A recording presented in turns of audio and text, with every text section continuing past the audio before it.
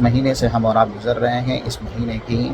اسلام میں بڑی اہمیت ہے، افادیت ہے اور قدر و منزلت ہے، جیسا کہ ایک حدیث صحیح مسلم کتاب الصیام 1163 نمبر کی ہے، عن ابی ہریرہ رضی اللہ عنہ قال قال رسول اللہ صلی اللہ علیہ وسلم افضل الصیام بعد رمضان شہر اللہ المحرم۔ رسول اللہ صلی اللہ علیہ وسلم سے پوچھا گیا رمضان کے روزوں کے بعد کون سے روزے سب سے افضل ہیں، تو آپ نے ارشاد فرمایا اس مہینے کے جو اللہ کا ہے۔ اس مہینے کو یعنی محرم کو اللہ نے اپنا مہینہ قرار دیا ہے۔ ظاہر ہے کہ جو بھی چیز اللہ کے نام کی طرف منسوب ہو اس کی عظمت اور اس کی فضیلت، اس کی قدر و منزلت بہت زیادہ ہو جاتی ہے۔ اللہ کے نبی صلی اللہ علیہ وسلم کو بھی قرآن میں ایک جگہ اللہ نے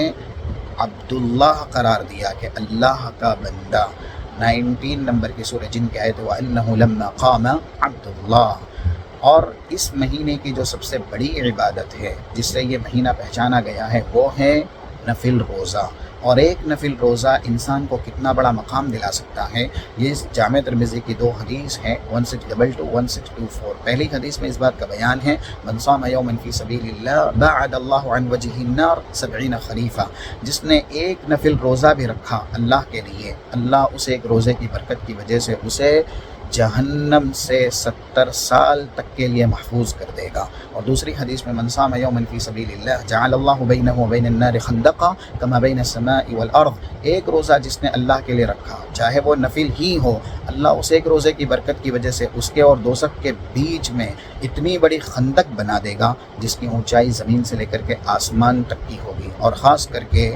اس مہینے میں جس روزے کی فضیلت زیادہ ہے وہ ہے 10 محرم کا روزہ، جسے یوم عاشورہ کہا گیا ہے۔ 1162 صحیح مسلم کتاب الصیام کی حدیث کا ایک جملہ ہے سئل رسول اللہ صلی اللہ علیہ وسلم عن صوم یوم عاشورہ، رسول اللہ صلی اللہ علیہ وسلم جب عاشورہ کے روزے کی فضیلت کے تعلق سے پوچھے گئے تو آپ نے ارشاد فرمایا یکفر السنۃ الماضیہ، کہ یہ ایک دن کا روزہ انسان کے پورے گزشتہ 1 سال کے گناہ کا کفارہ ہے۔ یہ روزہ اللہ کے نبی اس وجہ سے رکھتے تھے جیسا کہ صحیح مسلم کی حدیث میں 1130 1131 میں اس بات کا بیان ہے قدیم رسول اللہ صلی اللہ علیہ وسلم المدینہ فوجد الیہود یصومون یوم عاشورہ، رسول اللہ جب مدینہ تشریف لائے تو آپ نے دیکھا کہ 10 عاشورہ کے دن یہودی روزہ رکھ رہے ہیں، تو پوچھا گیا کہ روزہ کیوں رکھ رہے ہیں، پھر جواب دیا گیا هذا يوم اظہرہ اللہ موسیٰ وقومہ علی فرعون، یہی وہ دن ہے جس دن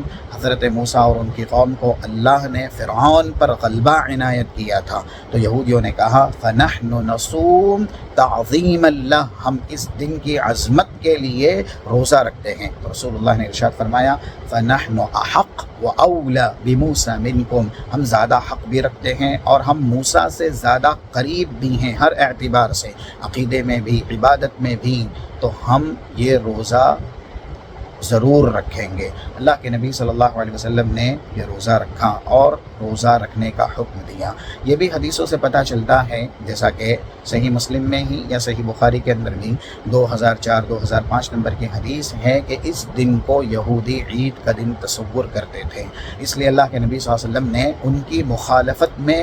روزہ رکھا فصامہ وامر بالصیام، اور آپ نے اس دن روزہ رکھنے کا حکم دیا۔ اس سے یہ پتہ چلتا ہے کہ جب عبادات میں بھی یہودیوں کی مخالفت کرنی ہے تو عادات میں، اطوار میں، تہذیب اور تمدن میں ان کی مخالفت کس درجے ہم کو کرنی ہے، ہم اور آپ اس سے اندازہ لگا سکتے ہیں۔ اور ساتھ ساتھ یہ آخری بات، کس طریقے سے یہ روزہ صحابہ اکرام نے رکھا، جیسا کہ 1134 صحیح مسلم کتاب الصیام کی حدیث ہے، رسول اللہ کا یہ فرمان لئن بقیت الی قابل لأصومن التاسع، اگر میں آئندہ سال بقید حیات رہا تو یہودیوں کی مخالفت کرنے کے لیے